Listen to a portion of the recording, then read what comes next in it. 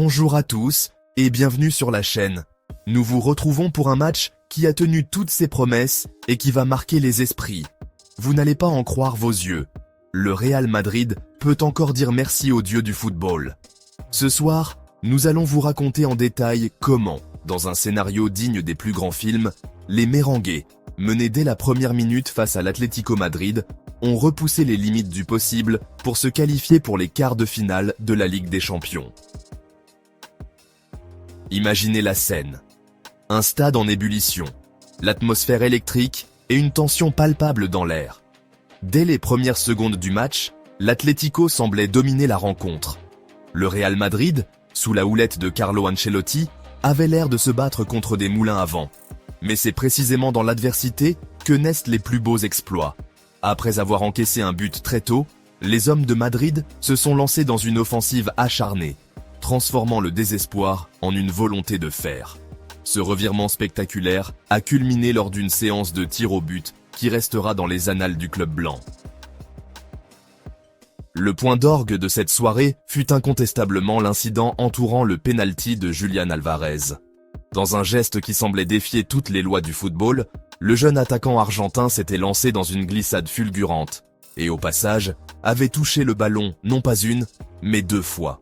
Un geste extrêmement rare qui, pour la première fois, a conduit la VAR à annuler un penalty. Ce moment décisif, qui a fait chavirer la donne, montre bien que le football est un sport de passion et d'émotion, où chaque fraction de seconde peut tout changer. Au cœur de cette frénésie, un penalty initialement validé par l'arbitre a été rejeté après analyse vidéo en raison de ce double contact.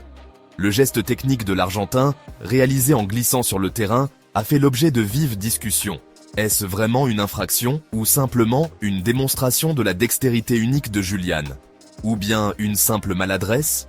Les images prises sous différents angles, notamment l'un des angles de caméra diffusés dans la nuit, ont montré clairement que le joueur avait effectivement touché le ballon du pied gauche pendant son élan avant de frapper du pied droit. Une décision difficile à contester pour l'organe arbitral qui, en se référant à la loi 14 du football, a statué en faveur d'un double contact. Même si le ballon avait filé au fond des filets, la règle était claire et impitoyable. Et comme si cela ne suffisait pas à enflammer les débats, la controverse s'est accentuée après le match. Du côté de l'Atlético, la colère était palpable. Diego Simeone, fervent défenseur de son équipe, n'a pas mâché ses mots lors de la conférence de presse d'après-match.